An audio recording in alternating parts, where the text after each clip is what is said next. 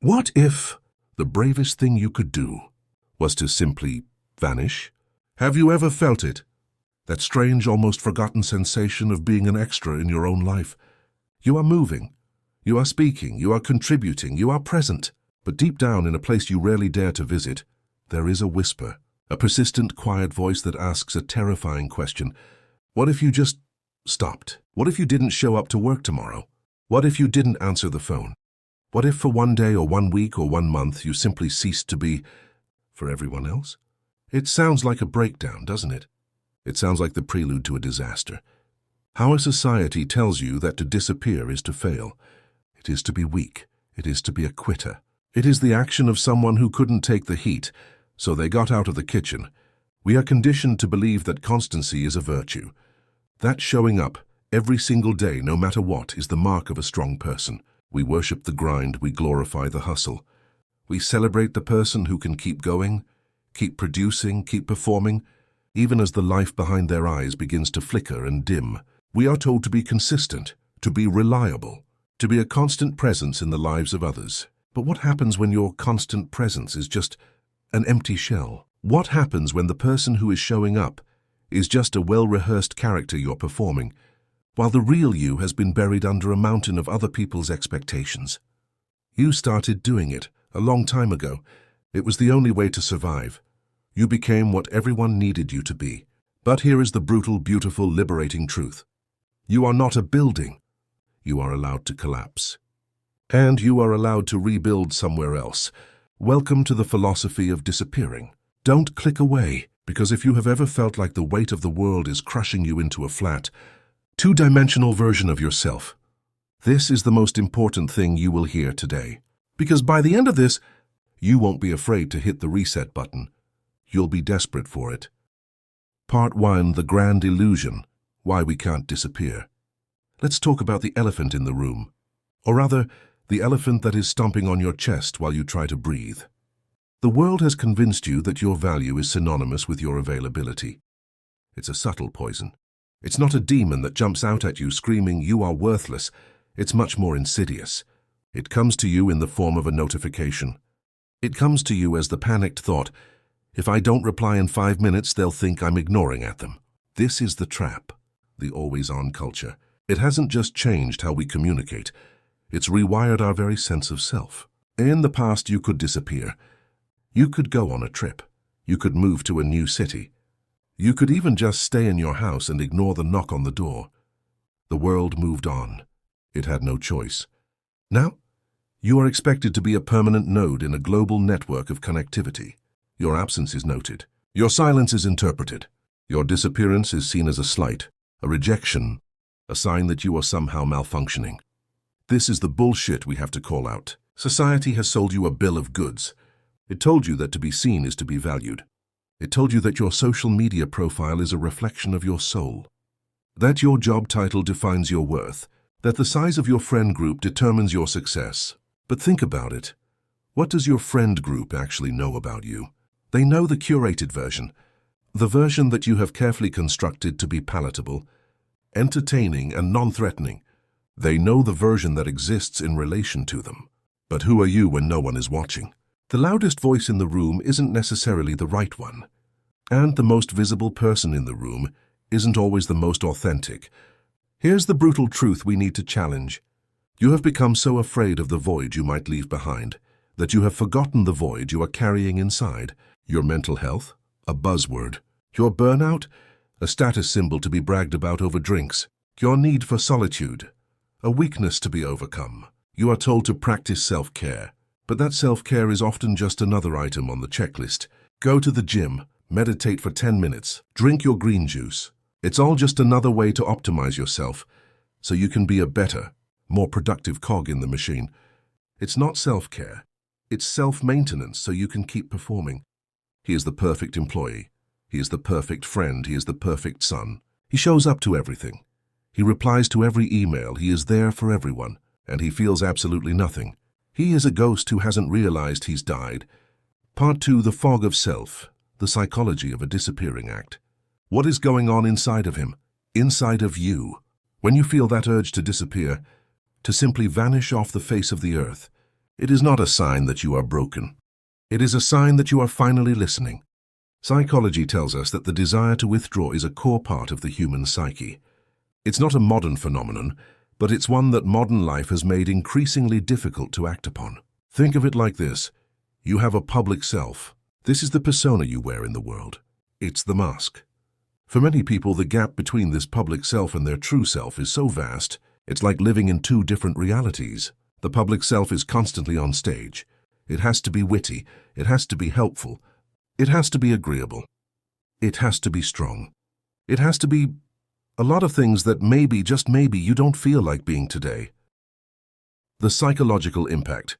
1. The ego depletion. Every social interaction, every performance, every smile you fake drains your cognitive and emotional resources. It's a limited supply.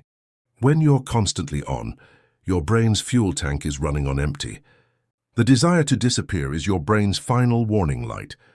It's screaming, "No more fuel." 2. Cognitive dissonance.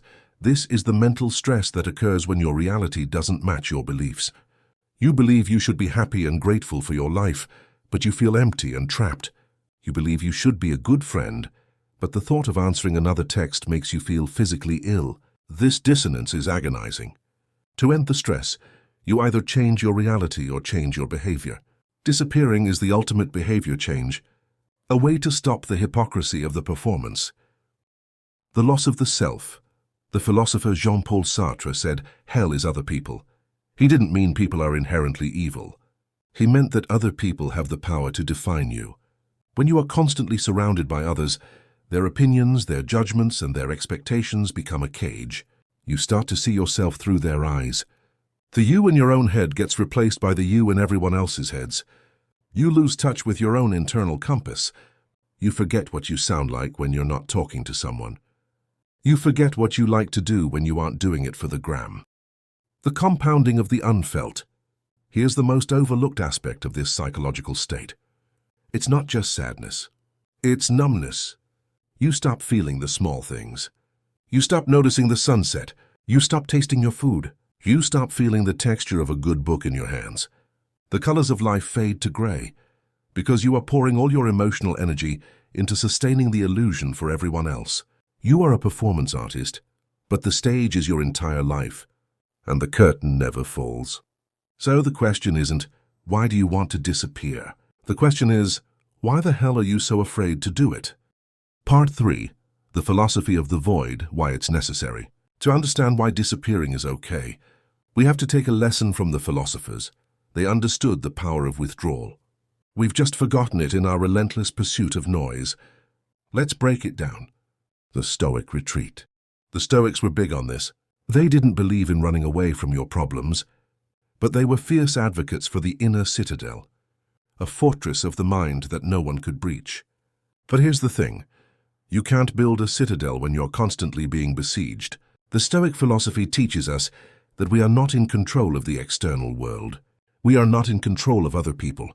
We are only in control of our own judgments, our own opinions, and our own will. When you disappear, you aren't quitting the world. You are fortifying your inner fortress. You are stepping back from the chaos so you can sharpen your sword. Check your armor and, most importantly, remember why you are fighting in the first place. You take a break from the noise so you can distinguish the signal from the static. The Zen of emptiness. In Zen Buddhism, there is a concept called Shoshin, or beginner's mind.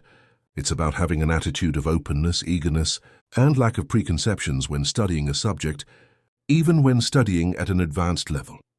You cannot have a beginner's mind when your mind is crammed full of everyone else's opinions. You cannot be open when your schedule is closed. You cannot be eager when you are exhausted. Disappearing is a form of ego death. It's a sacrifice of the known self in order to become something new. The void you fear is not an absence of existence. It's a fertile ground for new existence. It is the silence between the notes that makes the music. The artistic isolation.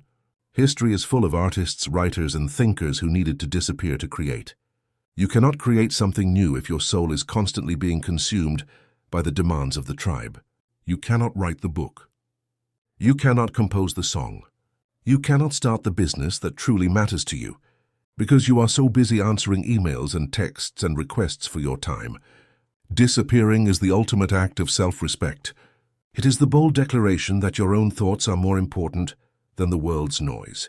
It is the only way to hear the quiet voice of your own desire, the voice that is so often drowned out by the screaming demands of the you that everyone else expects you to be. Part 4. The experience. What disappearing actually feels like. Let's get practical. What does it actually feel like to disappear? It's not what you think. People imagine it's like falling off a cliff, a terrifying plunge into loneliness and madness. But the reality is much more like waking up. The first few hours are the hardest. It's the withdrawal, the phantom limb syndrome of the digital age. You will feel your pocket vibrate even when it didn't. You will reach for your phone to share a thought, only to remember you can't. You will feel a profound sense of nothing. It's a sensory detox. The noise, the constant nagging buzzing noise, starts to fade. You start to hear your own heartbeat again. You start to hear the rain on the roof. You start to hear the sound of your own breathing. And then the anxiety comes. The narrative we built about the others begins to unravel. What are they thinking of me? Will they be mad?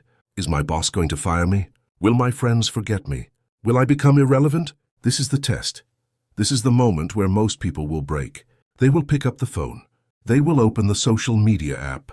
They will seek the comfort of the familiar pain of being seen. But if you can push through this, if you can sit in this discomfort and not flinch, you start to experience something profound. The second self emerges. He's still there. The man who was so practiced at being everyone else. But now there's a new presence, a tentative, almost shy version of the man that used to exist. The one who cried because he was sad, not because it was a convenient release. It's a rebirth. He's not a failure. He didn't just fall off the grid. He fell back into himself. The memory of the exhaustion is fresh, but it's becoming a distant memory. He remembers how heavy his limbs felt when he would get out of bed. He remembers the glassy look in his own eyes in the mirror. Now his eyes are soft, they are clear. He's not worried about time. He's not worried about what needs to be done. He's just being. He is finally meeting himself for the first time in a long time. And he's surprised to find out he likes the guy. Part 5, the return, the new you. This is the part everyone is scared of. If I disappear, I'll never be able to come back. I'll be too weak. Everyone will think I'm crazy. Here is the ultimate universe-shattering secret. You're not going back to the way things were. You are going back new. The people you left behind, they are not the ones who will define your return. You are a phoenix, and the fire wasn't the world burning you down. The fire was you burning away everything that wasn't you. When you return from a period of withdrawal, the world looks different. You are no longer a taker of the world's demands. You are an observer. You realize that most of the problems that were suffocating you were not real. They were constructed. They were anxieties based on hypotheticals. You can now walk into a meeting, a friend's house, a family gathering, and not feel that familiar tightening in your chest. He is no longer playing a role. He is simply himself.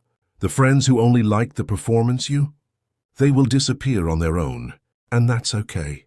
The relationships that survive are the ones that were based on the actual you, or at least the one you are becoming. He has drawn a line in the sand. He is a new person with new boundaries. He asks himself, does this problem belong to me? Or is this the world trying to hand me its garbage? It's not selfish to protect your inner peace, it is survival. The lesson. The lesson of disappearing is this. You are the only one who can save yourself. It's not about running away from your life. It's about running toward it. It's about running so fast toward a better version of your life that you had to leave the old one behind to catch up. The world doesn't need you to be a constant presence. It needs you to be a healthy one. So let's land the plane.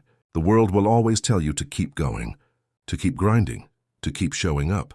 And sometimes that is the right thing to do. But there is a difference between being persistent and being persistent in the wrong direction. If you are feeling that urge, if you are feeling that pull, that strange magnetic force telling you to pull the covers over your head and just stop, listen to it. You are not weak for wanting to disappear. You are courageous for acknowledging the need. You are wise for seeking solitude. It is okay to vanish for a while. It is okay to hit the reset button. It is okay to be a ghost for a moment, so you can return as something real. Because disappearing is just the first part of a much longer story. It's the beginning of the journey where you find out who you are. It's the necessary prelude to the brilliant comeback. You are a human being. You weren't built to be a permanent billboard. You were built to be a transient, beautiful, ever-changing phenomenon. So if you need to disappear, go ahead. The world will be waiting for you when you get back. And if it's not, well, then you'll know you were never really needed there in the first place. Have you ever felt the urge to disappear? Share your story in the comments. You are not alone.